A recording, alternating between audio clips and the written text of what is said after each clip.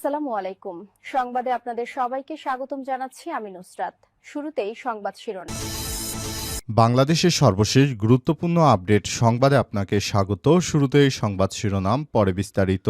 প্রথমেই জানাবো আমাদের হাতে থাকা সর্বশেষ গুরুত্বপূর্ণ সবথেকে তাজা আপডেট সংবাদ। ৩ জানুয়ারি ঢাকায় জামাত ইসলামের মহাসমাবেশ ঘোষণা। ইনকিলাব মঞ্চের মুখপাত্র জুলাই বিপ্লবের অন্যতম নায়ক শহীদ শরীফ ওসমান হাদির হত্যাকারীদের গ্রেপ্তার ও বিচার এবং অবৈধ অস্ত্র উদ্ধারের দাবিতে মহাসমাবেশের ডাক দিয়েছে বাংলাদেশ জামাত ইসলাম। আগামী ৩ জানুয়ারি শুক্রবার দুপুর ১২টায় ঢাকা শহরের মানিক মিয়া অ্যাভিনিউতে এই কর্মসূচি শুরু হবে। কেন্দ্রীয় নির্বাহী পরিষদ সাম্প্রতিক বৈঠকে এই সিদ্ধান্ত গ্রহণ করেছে।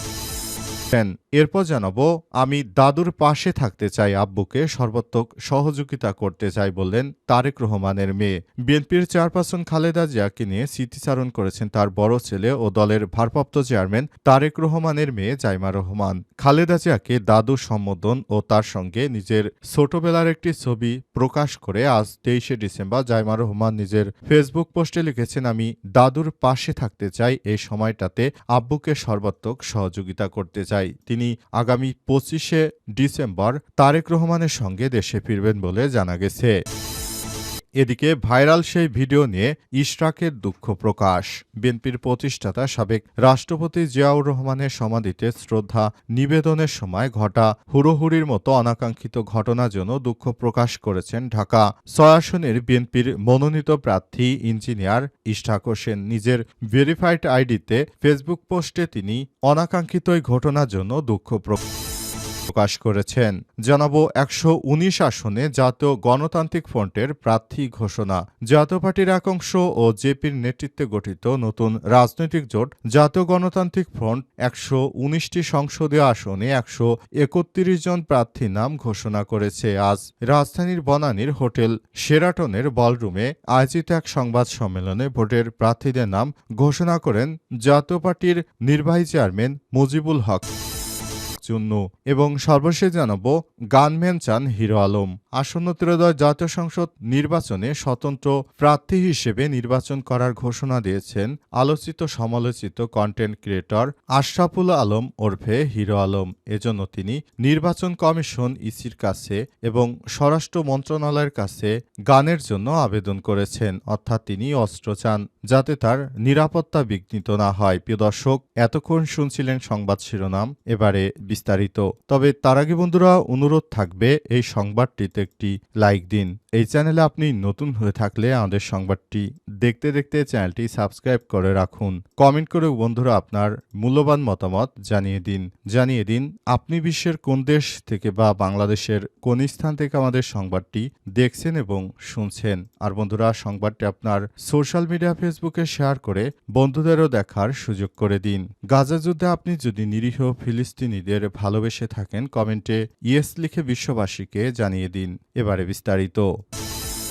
৩ জানুয়ারি ঢাকায় জামাত ইসলামের মহাসমাবেশ ঘোষণা। ইনকিলাব মঞ্চের মুখপাত্র জুলাই বিপ্লবের অন্যতম নায়ক শহীদ শরীফ ওসমান হাদির হত্যাকারীদের গ্রেপ্তার ও বিচার, অবৈধ অস্ত্র উদ্ধারের দাবিতে মহাসমাবেশে ডাক দিয়েছে বাংলাদেশ জামাত ইসলাম। আগামী ৩ জানুয়ারি শুক্রবার দুপুর ১২টায় ঢাকা শহরের মানিক মিয়া অ্যাভিনিউতে কর্মসূচি শুরু হবে। কেন্দ্রীয় নির্বাহী পরিষদের সাম্প্রতিক বৈঠকে সিদ্ধান্ত গ্রহণ করা হয়েছে। মহাসমাবেশ সফল করার লক্ষ্যে সোমবার ২২শে ডিসেম্বর রাতে ঢাকা মহানগর উত্তর ও দক্ষিণ শাখার নেতারা এই সমন্বয় করবেন। সূত্র থেকে জানা গেছে, সমাবেশে দেশের বিভিন্ন জেলা থেকে ১ মিলিয়নের বেশি নেতাকর্মী অংশগ্রহণ করবেন। তৃণমূল পর্যায়ের প্রস্তুতি ও ইতিমধ্যেই শুরু হয়েছে। বাংলাদেশ জামাত ইসলামের নেতৃত্ববৃন্দরা তারা আগামী জাতীয় সংসদ নির্বাচনে কিভাবে বাংলাদেশ জামাত ইসলামের জন্য আরও ভালো কিছু করা যায় সেই ব্যাপারটি নিয়ে তারা ইতিমধ্যেই কাজ শুরু করেছে। বাংলাদেশ জামাত ইসলামের আগে গত মাসের ১৮ তারিখে তারা একটি মহাসমাবেশ করেছিল। এতে স্মরণকালে সবথেকে বেশি মানুষ উপস্থিত হয়েছিল। এবারও তারা নির্বাচনের আগে একটি মহাসমাবেশ করতে চলেছে। আর এই মহাসমাবেশে ইতিহাসে সবথেকে বেশি লোক সমাগম হবে বাংলাদেশ জামাত ইসলামের। তাই এবারের জাতীয় সংসদ নির্বাচনটা হবে ইতিহাসে সবথেকে ভালো সুষ্ঠু মানের একটি নির্বাচন, সেই প্রত্যাশা ব্যক্ত করেছে বাংলাদেশ জামাত ইসলাম। এবং জামাত ইসলামের পক্ষ থেকে ইতিমধ্যে এসব বিষয় নিয়ে কাজ করা হচ্ছে এবং বলা হয়েছে এ বিষয়গুলো খুবই গুরুত্ব সহকারে দেখা হচ্ছে। নতুন বাংলাদেশ গড়ে তোলার জন্য সবাই মিলে একসঙ্গে কাজ করা হচ্ছে। আমাদের বাংলাদেশ, সুতরাং এই দেশটা আমাদের সেভাবেই পরিচালিত করতে হবে যেভাবে দেশটা আমরা আরো ভালো অবস্থানে যেতে পারি। সুতরাং নতুন বাংলাদেশ হিসেবে আমরা এই প্রত্যাশা কামনা করতে পারি এবারে বাংলাদেশ থেকে সব ধরনের সমস্যা মিটে যাবে আর জিতে যাবে বাংলাদেশপন্থীরা।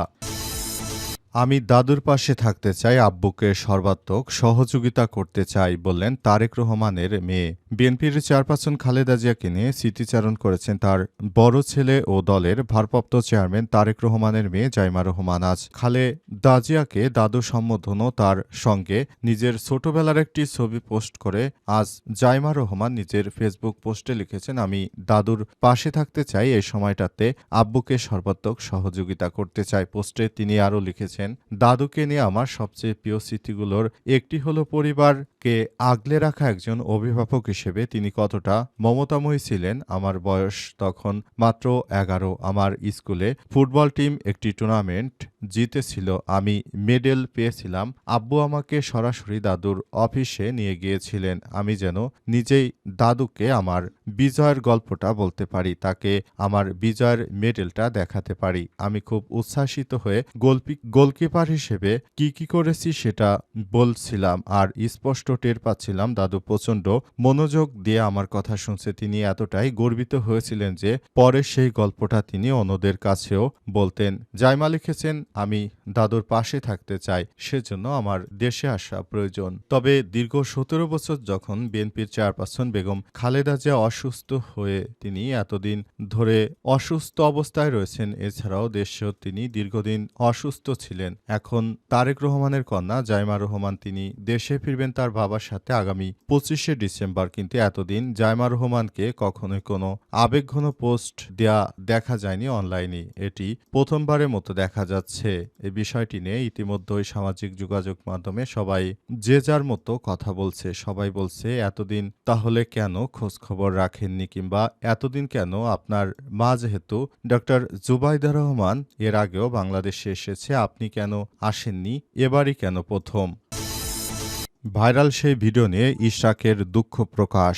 বিএনপির প্রতিষ্ঠাতা সাবেক রাষ্ট্রপতি জিয়াউর রহমানের সমাধিতে শ্রদ্ধা নিবেদনের সময় ঘটা হুড়োহুড়ির মতো অনাকাঙ্ক্ষিত ঘটনার জন্য দুঃখ প্রকাশ করেছেন ঢাকা ৬ আসনের বিএনপির মনোনীত প্রার্থী ইঞ্জিনিয়ার ইশরাক হোসেন। নিজের ভেরিফাইড ফেসবুক পেজে এক পোস্টে এই কথা জানান তিনি। ইশরাক লিখেছেন, বাংলাদেশ জাতীয়তাবাদী মুক্তিযুদ্ধ প্রজন্ম এর আহ্বায়ক নির্বাচিত হয় মহান আল্লাহ তাআলার দরবারে কৃতজ্ঞতা প্রকাশ করছি এবং সকলের দোয়া কামনা করছি। নবগঠিত কমিটির সদস্যদের নিয়ে আমরা শহীদ রাষ্ট্রপতি জিয়াউর রহমানের সমাধিতে শ্রদ্ধা নিবেদন ও ফাতেহা পাঠ করতে যাই। তিনি আরও জানান, এই কর্মসূচিতে প্রধান অতিথি হিসেবে উপস্থিত ছিলেন বিএনপির সিনিয়র যুগ্ম মহাসচিব অ্যাডভোকেট রুহুল কবির রিজভী আহমেদ এবং বিশেষ অতিথি হিসেবে ছিলেন মুক্তিযোদ্ধা দলের সভাপতি ইশতিয়াক আজিজ উলফাত। ইশরাক লিখেছেন, পূর্ব পরিকল্পনা অনুযায়ী সিদ্ধান্ত হয়েছিল প্রোটোকল অনুসারে শ্রদ্ধা নিবেদনের সময় প্রধান অতিথি বিশেষ অতিথির দুই পাশে নবগঠিত প্রজন্ম কমিটির আহ্বায়ক ও সদস্য সচিব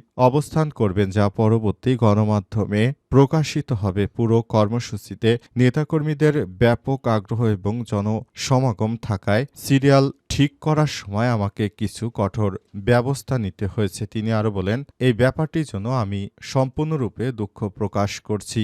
বিএনপি নেতা ইশরাক হোসেন আরও বলেছেন, আমি এই ধরনের অনাকাঙ্ক্ষিত কোনো ঘটনার জন্য মোটেও প্রস্তুত ছিলাম না। আমি চেয়েছি এই ধরনের কোনো অনাকাঙ্ক্ষিত ঘটনা যেন না ঘটে, সেজন্য আরও ভালোভাবে থাকার জন্য, কিন্তু সেখানে জনসমাগম বেশি হয়, একটু সমস্যার ভিতরে পড়ে যায়। এসব সমস্যার জন্য আমি বিনীতভাবে সবার উদ্দেশ্য করে বলছি, আমার কোনো খারাপ উদ্দেশ্য ছিল না। এই হুড়োহুড়ির ব্যাপারটি দেখে আমি সত্যি খুবই বিমর্ষ হলাম, কারণ এই ধরনের হুড়োহুড়ির ব্যাপারটি আমি কখনো চেষ্টাও করিনি বা এই ধরনের হুড়োহুড়ি হোক সে বিষয়টি আমি চাইনি। তাই সবার প্রতি আমি বলতে চাই, বিষয়টি নিয়ে আমি দুঃখিত। এমন আর ঘটনা ভবিষ্যতে কখনোই হবে না বলে জানিয়েছেন বিএনপি নেতা ইঞ্জিনিয়ার ইশরাক হোসেন। 119 আসনে জাতীয় গণতান্ত্রিক ফ্রন্টের প্রার্থী ঘোষণা। জাতীয় পার্টির একাংশ ও জেপির নেতৃত্বাধীন গঠিত নতুন রাজনৈতিক জোট জাতীয় গণতান্ত্রিক ফ্রন্ট 119টি সংসদীয় আসনে 131 জন প্রার্থীর নাম ঘোষণা করেছে আজ। রাজধানীর বনানীর হোটেল শেরাটনে বলরুমে আয়োজিত এক সংবাদ সম্মেলনে জোটের প্রার্থীদের নাম ঘোষণা করেন জাতীয় পার্টির নির্বাহী চেয়ারম্যান মুজিবুল হক চুন্নু। সংবাদ সম্মেলনে বক্তব্য রাখেন জাতীয় পার্টির একাংশের চেয়ারম্যান ও জাতীয় গণতান্ত্রিক ফ্রন্টের চেয়ারম্যান আনিসুল ইসলাম মাহমুদ, জেপির চেয়ারম্যান আনোয়ার হোসেন মঞ্জু, জাতীয় পার্টির মহাসচিব ও ফ্রন্টের মুখপাত্র এবিএম রুহুল আমিন হাওলাদার, জাতীয় পার্টির সিনিয়র কো চেয়ারম্যান অ্যাডভোকেট কাজী ফিরোজ রশিদ এবং জোটের প্রধান সমন্বয়ক গোলাম সারোয়ার হিমেল। শীর্ষ নেতৃত্ববৃন্দ ও হেভিওয়েট প্রার্থী যারা, তাদের মধ্যে হচ্ছেন: 1 আনিসুল ইসলাম মাহমুদ, চট্টগ্রাম 5; আনোয়ার হোসেন মঞ্জু, পিরোজপুর 2; এবিএম রুহুল আমিন হাওলাদার, পটুয়াখালী 1; অ্যাডভোকেট কাজী ফিরোজ রশিদ, ঢাকা 10; অ্যাডভোকেট মুজিবুল হক চুন্নু, কিশোরগঞ্জ 3; শেখ শহীদুল ইসলাম, মাদারীপুর 3; গোলাম সরোয়ার মিলন, মানিকগঞ্জ 2; শাহ মোহাম্মদ আবু জাফর, ফরিদপুর 2;